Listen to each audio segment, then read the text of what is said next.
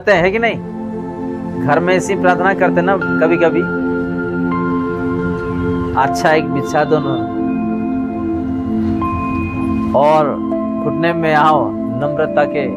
लेकिन बाद में क्या होता है, जैसे ही उपवास खत्म होता है या उपवास के बीच में गुस्से मारना, गुस्सा करना, डांट लगाना, गाली देना, मोबाइल चलाना, टीवी चलाना, क्रिकेट चलाना, सांसारिक ध्यान में रहना, ये नहीं होता है उपवास।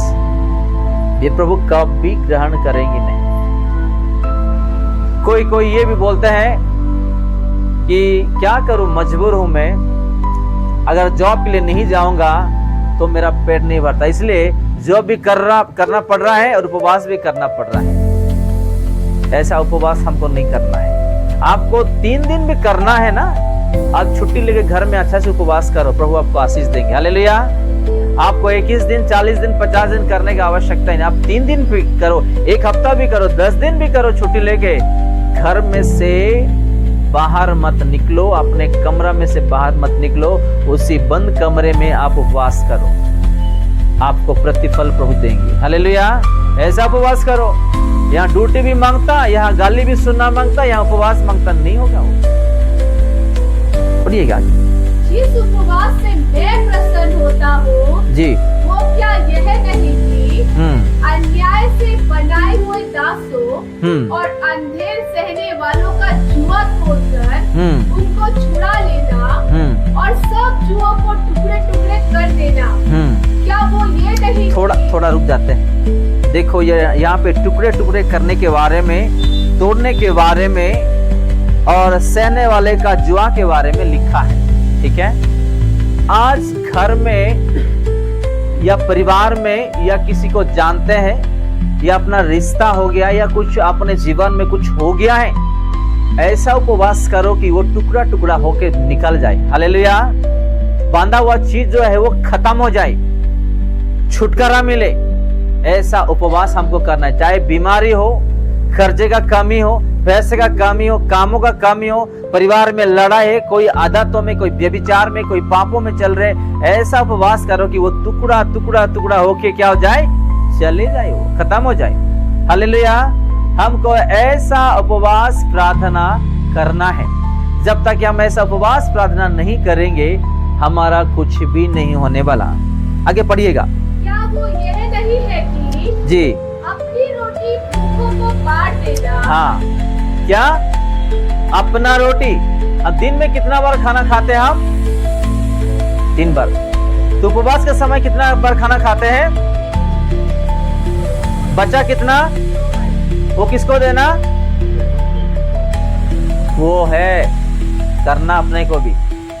अब कोई समझ में, रोड पे कोई भिखारी दिखे, जाओ, आपका जो 2 टाइम का जो खाना बचा हुआ है ना, उसको दो। अपने घर में बच्चे लोग रहते, जाओ बेटे या बेटी, या नहीं तो पति हो जाने दे, पत्नी थोड़ा दे के आ जाओ, नहीं तो पहचान वाले कोई है, दोस्त को ही जाओ दे दो। मैं नहीं कह रहा हूँ, प्रभु का वचन कहता है, क्योंकि एक दिन में 3 टाइम हम खाना खाते हैं। तो जब उपवास कर रहे तो 1 टाइम ही खाना खाते, 2 टाइम का खाना बचता है, तो वो 2 टाइम का खाना हम क्या करना है, ऐसे लोगों को जा करके देना है। वो ऐसा उपवास वो पसंद करते हैं, करके हम वचन में देखते हैं। आमीन। और आगे पढ़ेंगे। अनाथ और मारे मारे दुखी हुओं को अपने घर ले आना। कैसे लोगों को? अनाथ लोगों को कहाँ ले आना? अपने घर। और घर लाके क्या करना है? किसी को नंगा देखकर हाँ, वस्त्र पहनाना। बस। घर में कपड़ा रहता है ना, जो कपड़ा हम नहीं पहनते, ऐसे ही अलमीरा में, बिरुआ में ऐसा रखा हुआ रहता है, कपबोर्ड में रखा हुआ रहता है, अच्छा कपड़ा है, लेकिन हमको टाइट हो गया है या हमको पसंद नहीं आ रहा है, हम नहीं पहन रहे, उसको दो, पहना उसको। पहले क्या करना? पहले अपना रोटी दूसरों को खिलाना, जो लोग को आज रोटी नहीं मिलता है। दूसरा, अनाथों को लेकर के आके उन लोग क्या करना? कपड़ा देना उपवास का समय में। और तीसरा पढ़िए। और अपने जाति भाइयों से अपने को ना छिपाना। हाँ, तब तेरा प्रकाश पाँव फटने के समान चमकेगा। हालेलुया। और तू शीघ्र चंगा हो जाएगा। तेरा घर तेरे आगे आगे चलेगा। चलेगा। यहोवा का तेज हालेलुया। देखो वचन क्या सिखाता है हमको उपवास करते समय। यहोवा का जो तेज है, जो आशीर्वाद है, हमारे पीछे पीछे पीछे भाग के दौड़ने वाले हैं करके हम देख रहे हैं यहाँ पर। उसका जो तेजस्वी है, जो तेज है, जो आशीर्वाद है, उसका जो महिमा है अपने जीवन में प्रकट होगा। ऐसा चीजों को कोई ध्यान नहीं देते हैं, ऐसे आशीर्वाद वाली बातों को कोई ध्यान नहीं देते हैं। आज कुछ कमी है ना, तो उपवास करना है हम लोग। कुछ आगे नहीं बढ़ रहे हैं या परिवार में कुछ कठिनाई है या और समस्या है, तो क्या करना हम लोगों को? उपवास करना है। अगर आपको कोई सता रहा है ना, उसके लिए प्रार्थना करो। घर में कोई बात नहीं सुनता है, दारू पी रहा है, मार रहा है, व्यभिचार कर रहा है, काम नहीं कर रहा है, ऐसा आलसी है, उसके लिए प्रार्थना करो। उसके साथ झगड़ा मत करो, प्रार्थना करो। और ऐसा उपवास करो ताकि प्रभु उसका जीवन में बदलाव ले आए। ये महीने का पहला हफ्ता, ये साल का पहला महीना, पहला हफ्ता, पहला विश्राम दिन, ठीक है। आज हम प्रभु के चरणों में आए हैं। हमको ये सिखा रहे हैं कि हम लोग को उपवास कैसा करना है, कैसा नहीं करना है, और उपवास के समय में कैसा कैसा हम लोगों को आगे बढ़ना है। थोड़ा आगे पढ़िएगा। तब तू पुकारेगा और यहोवा उत्तर देगा। देखो हालेलुया। अगर ऐसा उपवास हम कर रहे हैं तो वो सुनेंगे और हमको क्या करने वाले? उत्तर देंगे वो। ऐसा उपवास हम नहीं कर रहे, इसलिए हमारे उपवास का उत्तर नहीं आ रहा है। मैं से पहले कह रहा था ना, यहाँ पे हम कलेसिया आते टाइम पे और जाते समय है ना, कब 3 बजेगा, कब 6 बजेगा, कब 12 बजेगा, कब 2 बज जाएगा, भूख लग रहा है, भूख लग रहा है।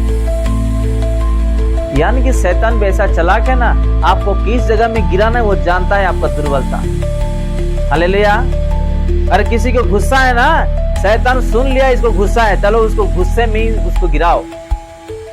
अगर कोई किसी को झूठ बोलने का आदत है ना, चलो वो सुन लिया ये झूठ बोलता है ना, उसको झूठ बोलने का आदतों में उसको गिराओ। अगर कोई दारू पी रहा है ना, वो देख लिया है, सुन लिया है, तो उसको दारू पीने में उसको गिराओ, प्रभु से उसको दूर करो।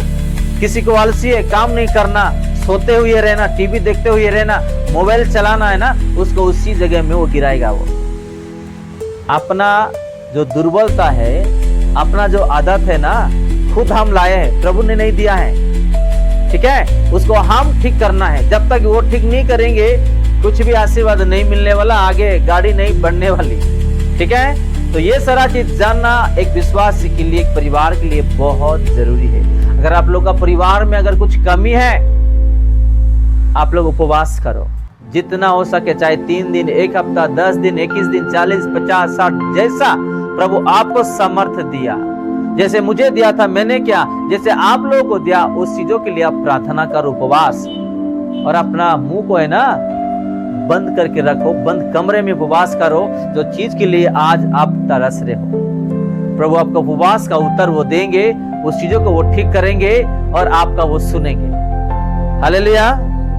आगे तू दुआई देगा, वो कहेगा, हाँ मैं यहाँ हूँ। यदि तुम अंधेर करना जी और उंगली उठाना जी और दुष्ट बातें बोलना छोड़ दे, जी उदारता से भूखे की सहायता करे और दीन दुखियों को संतुष्ट करे, जी, तब अंधेरे में तेरा प्रकाश चमकेगा। हालेलुया। और तेरा घोर अंधकार दोपहर का सा उजियाला हो जाएगा। आमेन। यहोवा तुझे लगातार लिए चलेगा जी, और अकाल के समय तुझे तृप्त करने वाले हैं और तेरी हड्डियों को हरी भरी करेगा। हाँ देखिएगा, क्या हमारे हड्डियों को क्या करने वाले? हरी भरी ताकत देंगे, मजबूत बनाएंगे। वो आज कुछ चीज कार्य करने के लिए भी खड़ा नहीं हो पा रहे ना, प्रभु ऐसा हड्डियों को ताकत वो देंगे। और तू सींची हुई बारी और ऐसे सोते के समान होगा जिसका जल कभी नहीं सूखता। आमेन। तेरे वंश के लोग बहुत काल के उजड़े हुए स्थानों को फिर बसाएंगे। देखो कौन से लोग? अपने लोग। और तू पीढ़ी की पड़ी हुई नींव पर घर उठाएगा। तेरा नाम टूटे हुए बाड़े का सुधारक और पथों का ठीक करने वाला पड़ेगा। आमेन। ये है उपवास। अगर हम ऐसे उपवास करेंगे अपने जीवन में सफलता मिलेगा,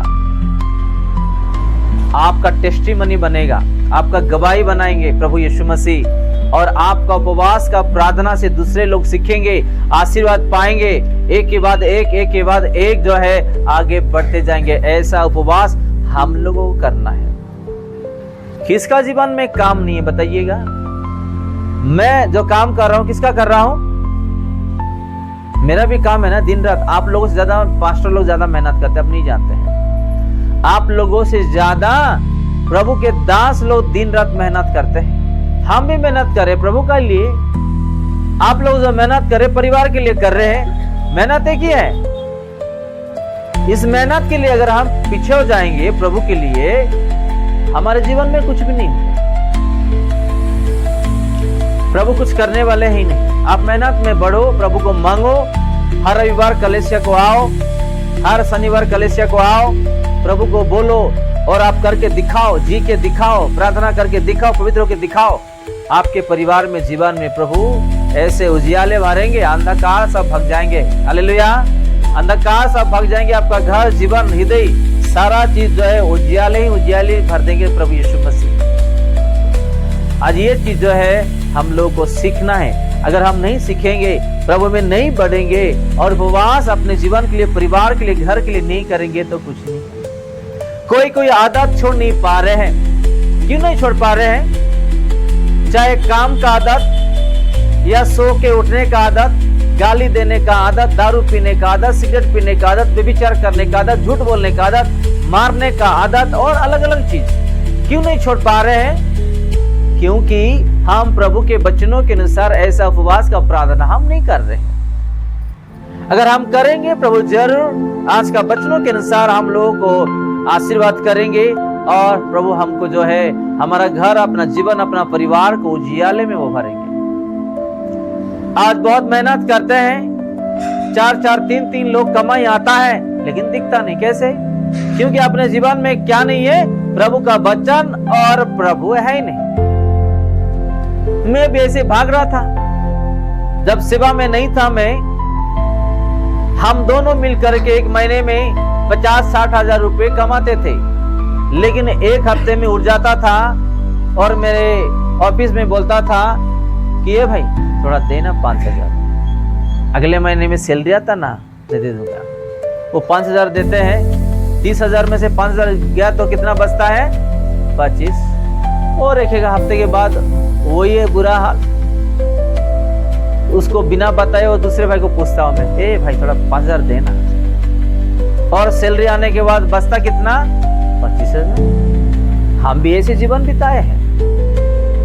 जब प्रभु में आए, उसका हर एक आज्ञा को पालन करने में हम पहला आगे बढ़े, 10 मंथ देना या प्रभु कामों में आगे रहना, जिम्मेदारी उठाना, आत्माओं के लिए प्रार्थना करना। पहले हम जब आए, प्रभु हमारे लिए भी अच्छा प्रतिफल देख करके हमको बढ़ाते लेकर के आए। हालेलुया।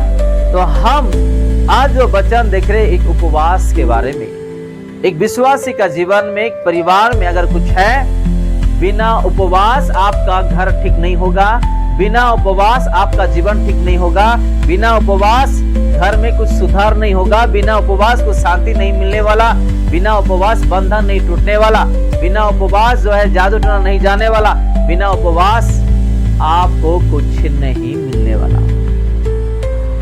कोई ऐसा उपवास करते रहते, नींद में उपवास करते रहते, एक 5 मिनट प्रार्थना कर लेते हैं, खटिया में जाकर लेट लेते हैं, आधा घंटा सो लेते हैं और उठते हैं और प्रार्थना करते हैं। ऐसा उपवास नहीं,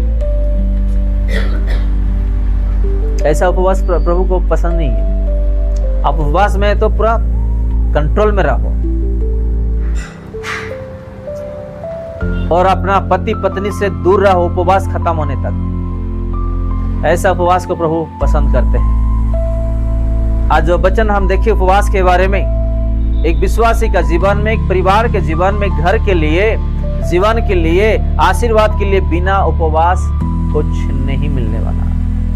तो आज उपवास कैसा करना है, कैसा करना है, कैसे कैसे हम लोग उपवास का वचनों को फॉलो करना है, प्रभु ने हमको सिखाया। ये सुंदर सा वचन प्रभु यीशु मसीह हम सबको आशीष दे। आमीन।